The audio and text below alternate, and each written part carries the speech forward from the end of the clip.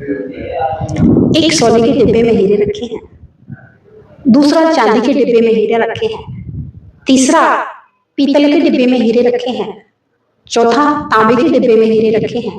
पांचवा लकड़ी के डिब्बे में हीरे रखे हैं और छठवां लोहे के डिब्बे में हीरे रखे हैं। बाहर से लग रहा है कि सोने का डिब्बा बहुत कीमती है, चांदी का डिब्बा उससे कम कीमती है, तांबा और पीतल का उससे कम कीमती है, लकड़ी और लोहे का डिब्बा उससे कम कीमती है। लेकिन जब डिब्बा खोला जाएगा तो चाहे लोहे का डिब्बा खोला जाए उसमें भी हीरे ही निकलेंगे, उतने ही कीमती निकलेंगे। चाहे सोने का डिब्बा खोला जाए तब भी हीरे ही निकलेंगे, उतने ही कीमती निकलेंगे। चांदी का डिब्बा खोला जाए या पीतल या तांबे का डिब्बा खोला जाए, सब में उतने ही कीमती हीरे निकलेंगे। ऐसे ही हे भव्य, मंदिर चाहे सोने का हो और मंदिर चाहे पत्थर का हो, मंदिर चाहे लोहे का हो अथवा एक लकड़ी की झोपड़ी हो, लेकिन अगर उस मंदिर में भगवान विराजमान है तो निश्चित रूप से भगवान में हीरा है जो कहीं भी है वो पूज्य है, वो दहरी पूज्य है जिसके अंदर भगवान विराजमान है। हे मित्र, चाहे बच्चा हो, चाहे बूढ़ा हो, चाहे वृद्ध हो, चाहे युवा हो, चाहे स्त्री हो, यहां तक कि पशु ही क्यों ना हो, जिसके अंदर सम्यक दर्शन, सम्यक ज्ञान, सम्यक चारित्र रूपी हीरे रखे हुए हैं और ये रत्नत्रय के हीरों की कीमत सबकी एक समान है। और जिस व्यक्ति के हृदय में परमात्मा विराजमान है,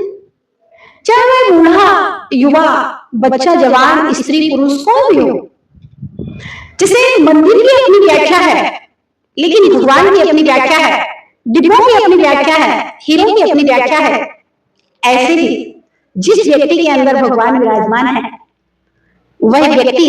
भगवान के निमित्त से कीमती हो जाता है, पूजनीय हो जाता है। चाहे फिर वह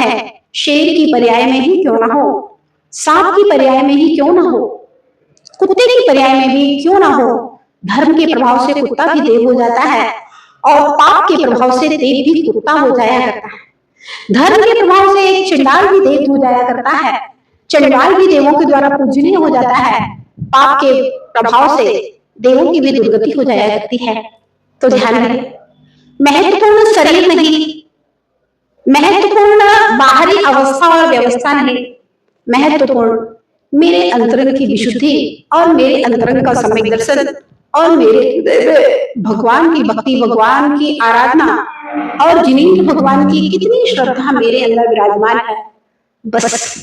यही बात महत्वपूर्ण है और यही मेरे जीवन के उत्थान का सूत्र है, उन्नति का कारण है और यही मेरे निर्वाण का निर्माण करने वाला सूत्र है। बाहर तो हम नहीं सुधार सकते, कर्म के उदय चलते हैं, चलते रहेंगे, लेकिन हम अपने अंतरंग को सुधार सकते हैं। यही मेरा पुरुषार्थ है,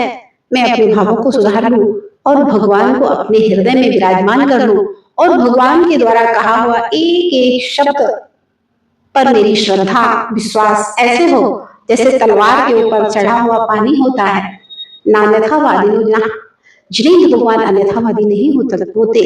यह श्रद्धा मेरे अंदर बैठ जाए और जिनेंद्र भगवान मेरे अंदर विराजमान हो जाए, बस यही मोक्ष का प्रथम और अंतिम सूत्र है।